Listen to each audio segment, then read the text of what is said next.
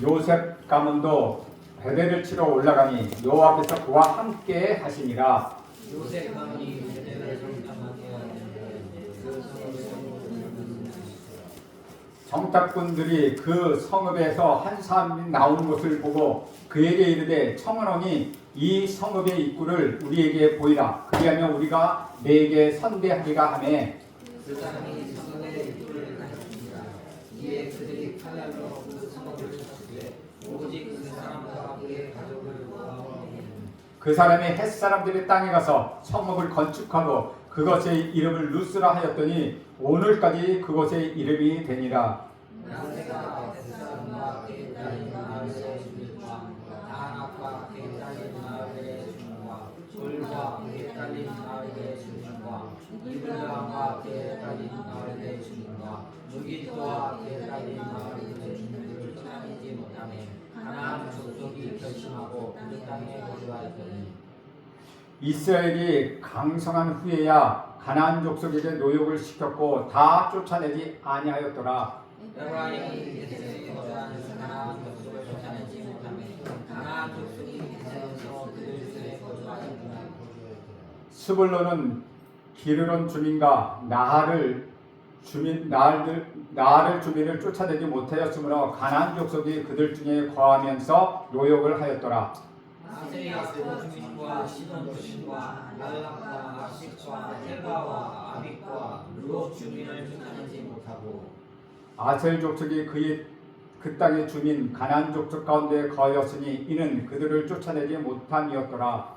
납달리는 베스메스 주민과 베단 주민을 쫓아내지 못하고 그 땅의 주민 가나안 족속 가운데 거주하였으나 베스메스와 베단 주민들이 그들에게 노역을 하였더라. 아모리 족속이 단 자손을 산지로 몰아내고 골짜기에 내려오기를 용납하지 아니하였으며 열심하고 헤레스산과 아얄론과 사알빔에 거주하였더니 요셉의 가문의 힘이 강성함에 아모리 족속이 마치는 노역을 하였으며 36절 같이 있습니다.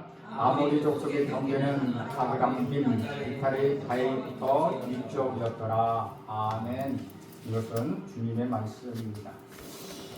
오늘은 반쪽 순종은 없다 라는 것을 가지고 여러분에게 말씀드리려고 합니다. 이스라엘 백성들이 출애굽을 하고 광야 40년의 여정을 하나님의 은혜로 잘 달려왔습니다.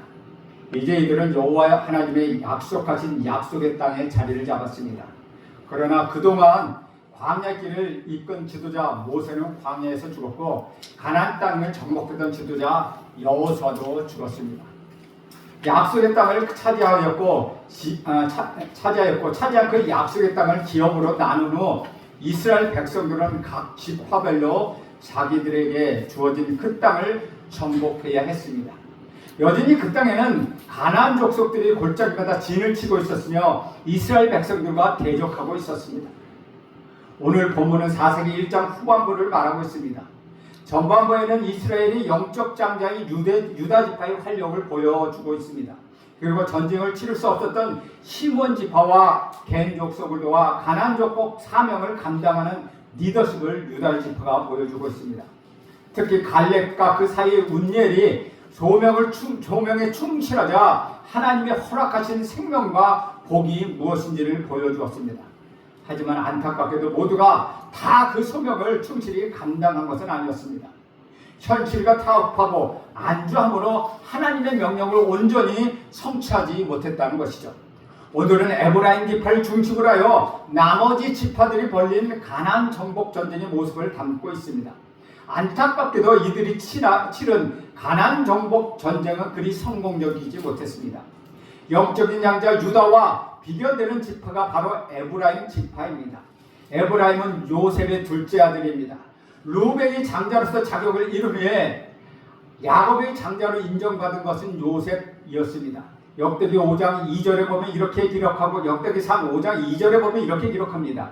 유다는 형제보다 뛰어나고 주권자가 유다에게서 났으나 장자의 명분은 요셉에게 있으니라.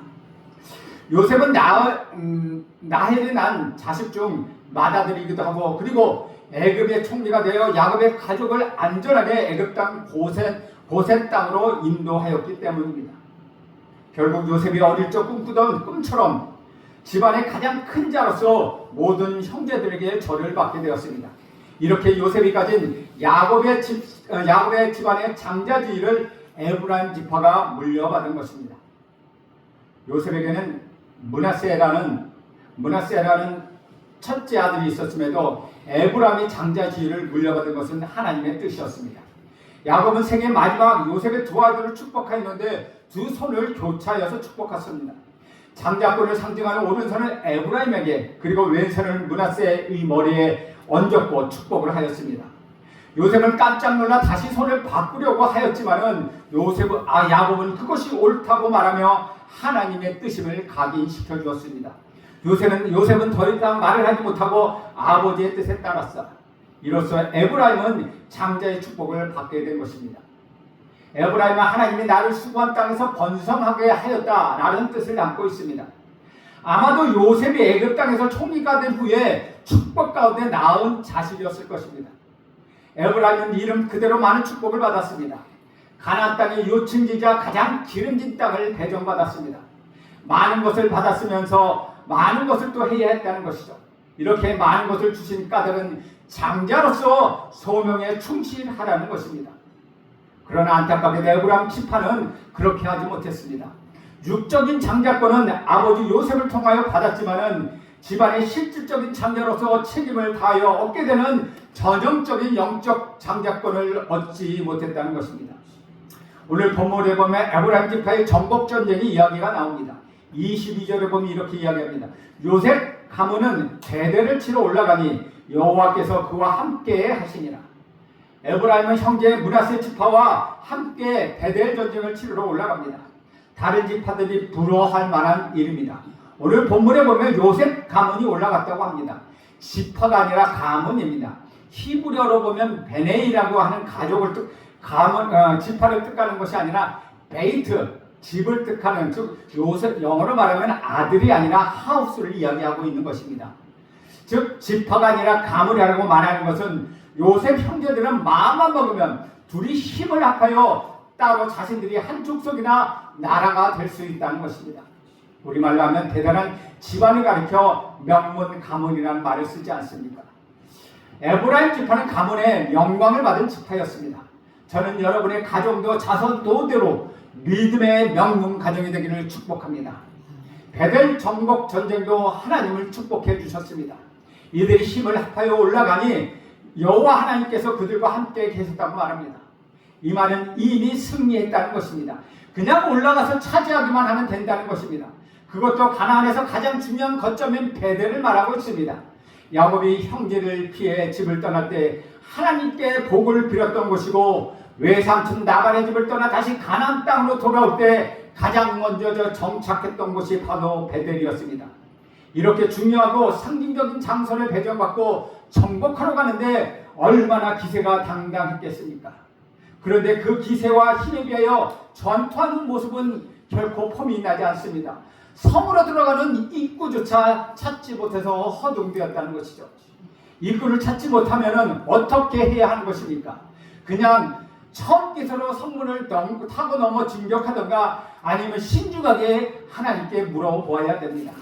그런데 그들은 성에서 나오는 사람을 붙잡고 어디로 들어가야 되는지를 물었다는 것이죠. 다행히 그 사람이 성읍에 대하여 정보를 줘서 베델을 정복할 수 있었습니다. 그런데 문제는 정보를 받는 대신에 이 사람과 이 사람의 가족을 베델에서 안전하게 떠나게 해 주겠다고 약속한 것입니다. 베델 정복 전투는 정복 전쟁은 하나님 가나안 땅에 입성할 때 처음으로 치른 여리고 성의 전투와 매우 흡사한 모습을 가지고 있습니다. 이것은 그냥 비판 없이 보면 여리고 성 전투처럼 정탐꾼을 활용해서 지혜롭게 싸웠다고도 생각할 수 있습니다. 그러나 맥락을 자세히 살펴보면 그들은 결코 그렇게 하지 못했습니다. 여리고 성의 경우 정탐꾼들이 성 안에 직접 침입해 들어갔습니다. 그리고 정탐꾼에게 정보와 안전을 제공한 라합 역시 직접 나서서 적극적으로 도와주었습니다. 라합은 애초에 여리고가 망할 줄 알고 하나님의 사람을 기다리고 있었던 사람입니다. 그들을 통하여 구원을 받기를 원했습니다. 이후에 나아간 이스라엘 유다 지파의 한 남자와 결혼해서 예수님의 족보에 올라가는 영광을 얻었습니다. 그런데 이 사람들의 경우는 여리고성 나압과는 달랐다는 것이죠. 이 사람은 애초에 귀순할 의사가 없었습니다. 그리고 안전을 보장받은 다음에 가나안의 강력한 족속 중에 하나인 헷 족속으로 가서 루스라고 불리는 또 다른 성을 건설하였다는 것이죠. 루스는 베델의 다른 말로 이 사람은 베델을 재건했다는 것입니다. 이것은 베델이 완전히 이스라엘 손에 넘어간 것이 아님을 보여주고 있다는 것이죠. 한 사람을 살려준 대가가 거짓 사소한 일일지 모르지만 가나안 사람들 모두를 다 내쫓아버리라는 우리 하나님의 해련의 명령에 완전히 순종하지 못했다는 것입니다. 사랑하는 여러분, 99%의 순종은 불순종과 같은 것입니다. 절대 순종이 아니면 불순종이라는 것이죠. 반쪽 순종은 이 땅에 없습니다.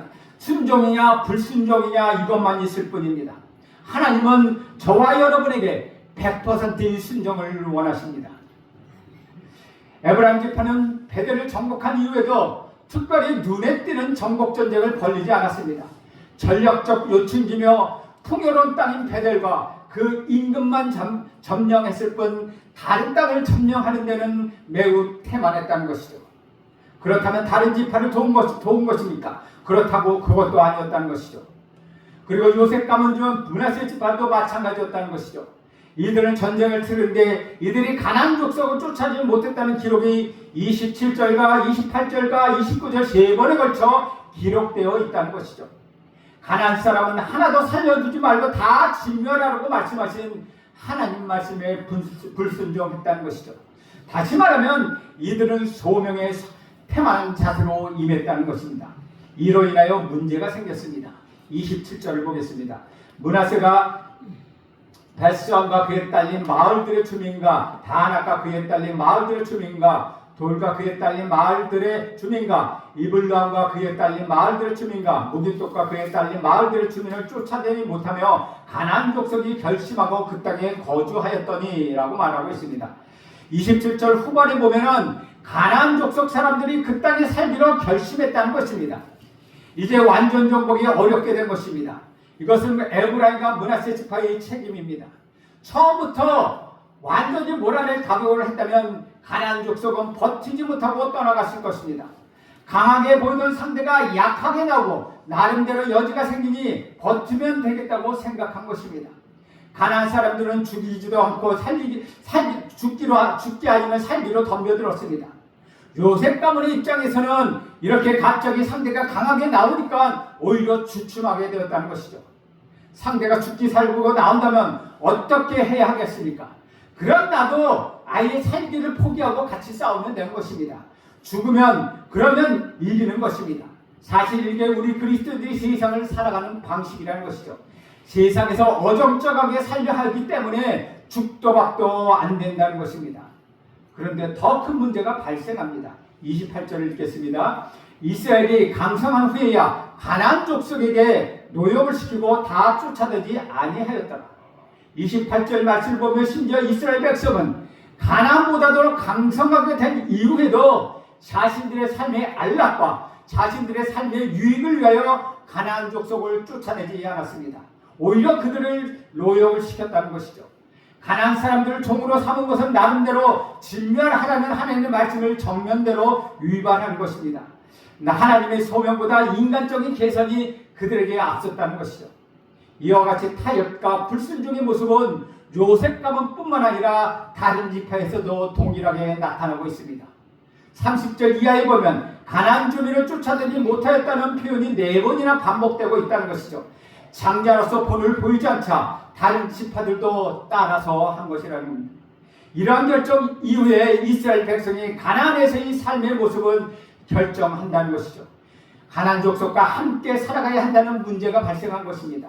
물론 인간 사회에서는 당연히 서로 존중하고 더불어 살아야 하는 건 마땅합니다. 그러나 신앙의 문제에 있어서는 그렇지 않다는 것이죠. 특별히 하나님이 주신 소명에 있어서는 전적으로 순종해야 한다는 것입니다. 우리는 결코 두 주인을 섬길 수 없기 때문입니다. 오늘날 우리 삶에서도 섞지 말라는 율법의 문자 그대로 완전히 지킬 수는 없습니다. 완전히 지키려면 입을 옷도 없고 먹을 곡식도 없을 것입니다. 신앙의 형식에 있어서 문화적인 요소가 있습니다. 전도를 위해서도 동시대의 요구에 반응하며 함께 호흡해야 합니다. 다음 세대를 위하여 새로운 옷도 필요합니다. 신앙의 외적인 부분은 세상으로부터 가져올 수는 있습니다. 그러나 신앙의 본질적인 요소는 결코 타협할 수 없다는 것이죠. 지켜야 할 것은 반드시 지켜내야 한다는 것입니다. 세상과 절대 타협하지 마십시오. 여러분, 각 사람에게 허락하신 하나님의 소명을 생각하십시오. 각자에게 주신 하나님의 부르심에는 결코 타협이 없습니다. 이스라엘 백성에게 주신 소명은 가나안 땅을 완전히 정복하라는 것입니다. 가나안 족속을 모두 내어 쫓으라는 것입니다. 여기에는 타협이 없습니다. 여기서 타협하면 이로 인한 책임은 이스라엘이 다 져야 했습니다. 하나님으로부터 그들은 징계를 받게 됩니다. 자기 세대뿐만 아니라 자사동돈 대대손손을 두고 후회하는 올무가 됩니다. 가나안 족속을 다 쫓아내지 못한 결과 이스라엘은 가나안 족속의 우상을 섬기게 되었고 영적으로 타락하게 되었습니다. 이처럼 소명은 타협하고 세상의 욕심과 섞으면 반드시 치명적인 문제를 가져옵니다. 주 안에서 살아가는 여러분, 세상과 구별되는 거룩함을 유지하십시오. 이것이 하나님이 주시는 소명을 이루며 사는 것입니다. 그런데 신앙의 어려움은 여기에 있습니다. 세상과 어느 부분에 얼마만큼 타협할 것인가, 그리고 나름대로 기준을 정하더라도 세상 사람들에게는 어쩔 수 없이 배타적으로 보인다는 것이죠. 그러나 이것이 저와 여러분이 그리스도인으로서 필연적으로 안고 가야 할 우리의 십자가입니다. 우리가 언약의 백성이 된 사람으로서의, 하나님과 언약의 백성이 된 사람으로서의 운명이라고 할 수 있습니다. 사사기 1장은 요셉 가문 이외의 다른 지파들의 정복전쟁도 소개하고 있습니다. 먼저 아셀 지파와 납달리 지파의 경우에는 요셉 가문처럼 강력하지 못했습니다. 분배받은 땅의 일부분만 차지할 수밖에 없었습니다. 그런데 문제는 이들이 그 지역의 주도권을 잡지 못하고 가나안 사람들에게 쫓겨 변방으로 밀려났다는 것입니다. 이들이 받은 땅은 팔레스타인 중에서 가장 기름지고 북쪽 해안가에 위치한 그 누구라도 탐낼 만한 기름지고 좋은 땅을 받았습니다. 처음 분배받았을 때는 너무나도 좋았습니다. 유다 지파가 받은 남쪽 사막 네게브 사막과 비교할 수 없을 정도로 아주 좋은 지역이었습니다. 그런데 막상 차지하려고 하니까 보통 일이 아니었습니다. 그런데 아셀 지파와 납달리 지파는 그 대가를 치르기는 싫고 힘들다는 것입니다. 그 땅을 차지하고자 수고하거나 노력하지 않았다는 것이죠. 사랑하는 여러분, 좋은 것을 받았다고 해서 그것은 좋은 것이 아닙니다. 내가 좋아하는 것은 다른 사람도 좋아한다는 것이죠. 좋은 것을 가지기 위해서는 그만큼 큰 희생이 필요합니다. 요즘 시대에는 학생들은 누구나 의사가 되고 싶어합니다. 그것을 이루기 위해서는 뼈를 깎는 고통을 참으며 공부해야 한다는 것이죠. 그래서 이들은 비굴하게 행동하기도 합니다. 문제를 일으키지 않을 테니 어디 안 쓰는 땅 조금 달라고 해서 겨우 새빵살이를 하게 됩니다. 눈에 보기에는 좋은 떡입니다. 겉만 번지르르한 삶입니다. 기름진 땅에서 출수한 좋은 곡식은 가나안 이방 족속들이 다 먹고 아셀과 납달리 지파 사람은 그저 쳐다만 보는 상황이 되었습니다. 어쩌면 아셀과 납달리는 자기 그릇 이상의 땅을 분배받았을지도 모릅니다. 그들은 자기 그릇을 알고 그 그릇에 맞게 행동하는 것이 복이라고 생각했을지도 모른다는 것이죠. 우리는 외국에 가면 좋을까? 제주도에 가서 살면 얼마나 좋을까? 그렇게 좋은 곳에 살면 좋겠다라고 생각하지만 한번 그곳으로 이주하면 여러 가지 문제들이 겹칩니다. 예를 들면 비싼 물가, 집세로 거지처럼 살 수도 있다는 것이죠. 내 땅과 내 터전에서 주인답게 사는 것, 그것이 더 좋다는 것이죠. 아무리 번지르르한 집보다도 그곳에 월세를 사는 것보다도 그지같지만 찌그러져가지만 그 내 주인으로서 내가 사는 것이 더 마음이 편하다는 것이죠. 마지막으로 최악의 경우가 있습니다. 바로 단지파입니다. 단지파는 아모리 족속이 거주하는 지역을 분배받았습니다. 가나안에는 7개 큰 족속이 있었습니다. 그 중에 아모리 족속이 대표적으로 철병으로 무장한 가장 강력한 족속이었습니다.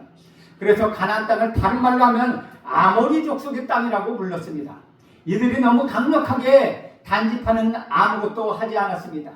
그러자 아모리 족속은 단지파를 먼저 선제 공격하였습니다. 단지파는 산으로 몰아서 고립시켜버립니다. 그리고 단지파 사람들은 지파 안에서 작은 집단으로 나눠져 각각 숲속으로 숨어 들어갔습니다. 마리조와 게르라전 이제 화전민처럼 떠돌아다니며 먹을 것도 없이 그들은 비참하게 살았습니다. 이것은 가장 저주받은 경험입니다. 그렇게 좋은 땅도 아닐 뿐더러 그 땅에 맞이한 세력이 너무 강력했다는 것이죠. 단지파는 하나님께 저주받았다고 생각했을 것입니다. 이 땅을 제비뽑았을 때도 재수가 없어 라고 생각했고 실제로 마주하니 절망적이었습니다. 그럼에도 이 땅이 단지파에게 주어진 것은 분명히 하나님의 뜻이었습니다. 주 안에서 살아가는 여러분, 이번 생애를 끝난다고 생각할지라도 여러분 소망을 버리지 마십시오.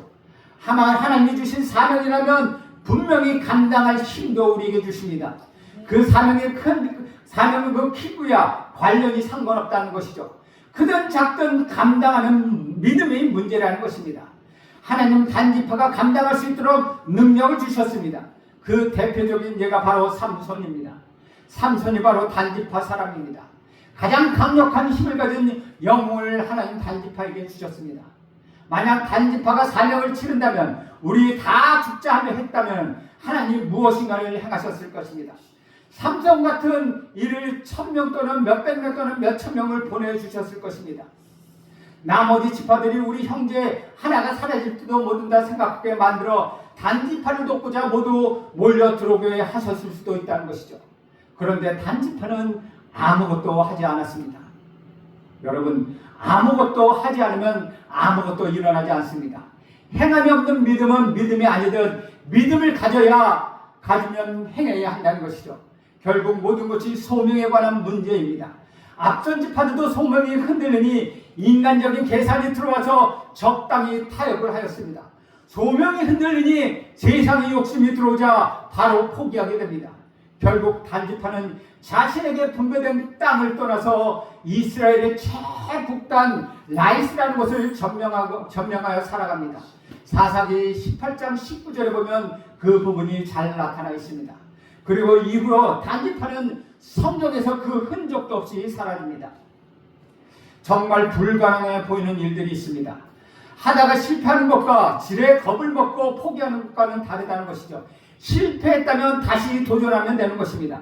가장 큰 문제는 시도 자체도 하지 않는 것입니다. 게으름으로 아무것도 하지 않는 것입니다. 심지어 세상이 우리의 목숨을 노릴 때도 있습니다.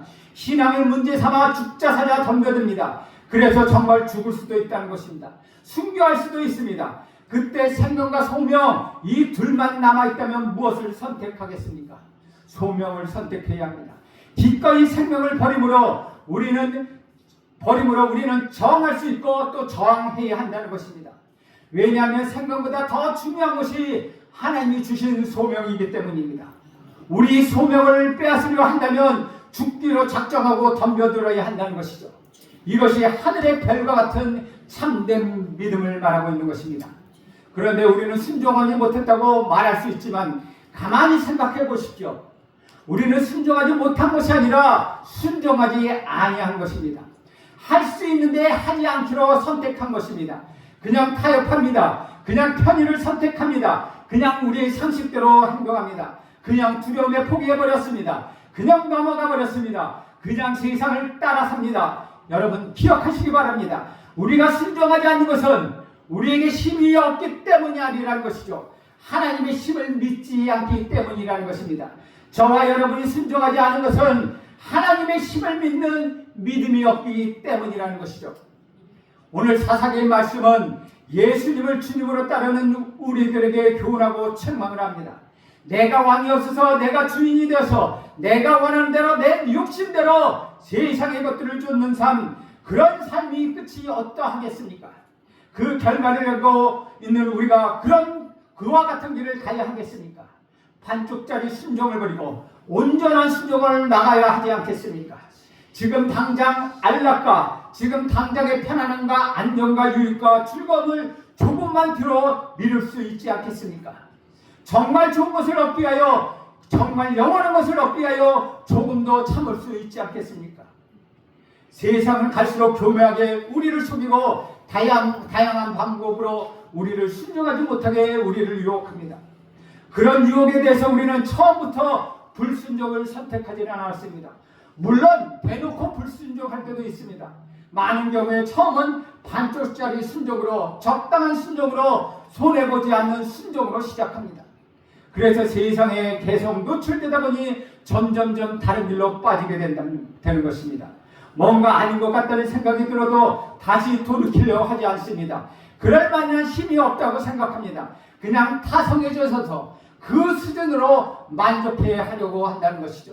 수많은 이유와 그럴듯한 변명으로 우리의 삶을 포장한다는 것입니다. 사랑하는 여러분, 다시 한번 생각해 보십시오. 여러분의 삶의 목적이 무엇입니까? 여러분은 왜 살고 있는 것입니까? 여러분 무엇을 위해 살아갑니까? 여러분 무엇을 위해 살고 계시는 것입니까? 무엇을 위해 사는 것이 가장 가치 있다고 생각하십니까? 내가 무엇을 가치 있게 생각하고 내가 무엇을 위해 사는지를 내 입술이 아니라 내 삶이 말해주고 있다는 것이죠. 입술로는 우리 주님이라고 말하고 정답을 이해하지 않지만 실제로는 우리가 원하는 것이 물질적인 풍요와 눈에 보이는 만족이라면 주님을 위해 수고와 말씀에 대한 온전한 순종은 어리석은 것으로 보일 것입니다. 그렇게 하고 싶은 마음이 생기지 않는 것입니다. 사랑하는 여러분, 반쪽짜리는 안 됩니다. 불편하더라도 두려움이 있더라도 멈추지 마십시오. 세상을 따라가지 말고 말씀대로 행하십시오. 온전한 순종으로 하나님께 영광을 돌리십시오. 그러면 우리 하나님께서 우리의 소명을 감당할 힘을 더해 주실 것입니다. 우리가 어떻게 하나님을 다 이해할 수 있겠습니까? 그 하시는 일을 우리가 어떻게 다 헤아릴 수 있겠습니까? 우리는 그저 나의 주신이 되시는 우리 하나님을 신뢰할 것입니다.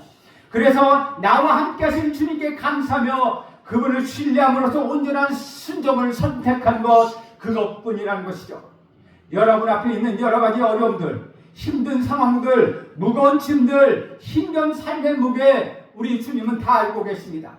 그러니 그 주님을 믿음으로 바라보십시오. 그 주님의 순종의 걸음으로 걸어가십시오. 우리 주님이 여러분의 어려움, 여러분의 무거운 짐, 여러분의 힘든 삶의 무게를 함께 지고 가실 것입니다. 그럴 때 여러분의 소명을 감당할 힘이 생길 것입니다. 그때 여러분의 세상을 이길 힘이 생길 것입니다. 그때 여러분은 반쪽짜리 순종이 아니라 온전한 순종으로 하나님께 나가게 될 것입니다. 결국은 우리 믿음이 문제입니다. 여러분, 믿음을 가지고 하나님을 바라보며 반쪽 순종이 아니라 하나님 처음 말씀하신 온전한 순종으로 승리하는 여러분 모두가 되기를 축원드립니다. 기도하겠습니다. 하나님, 오늘도 에브라임 지파와 아세 지파, 납달리 지파, 단 지파들을 보면서 그들이 하나님 말씀에 온전히 순종하지 않은 반쪽짜리 순종을 보았습니다. 하나님의 그들의 본을 따라 살지 않게 하옵소서. 우리에게 반쪽짜리 순종이 없음을 알게 하옵소서. 99%의 순종이 아니라 100%의 순종으로 우리 소명을 감당하며 승리하는 삶을 살게 하옵소서. 예수님의 이름으로 기도합니다. 아멘.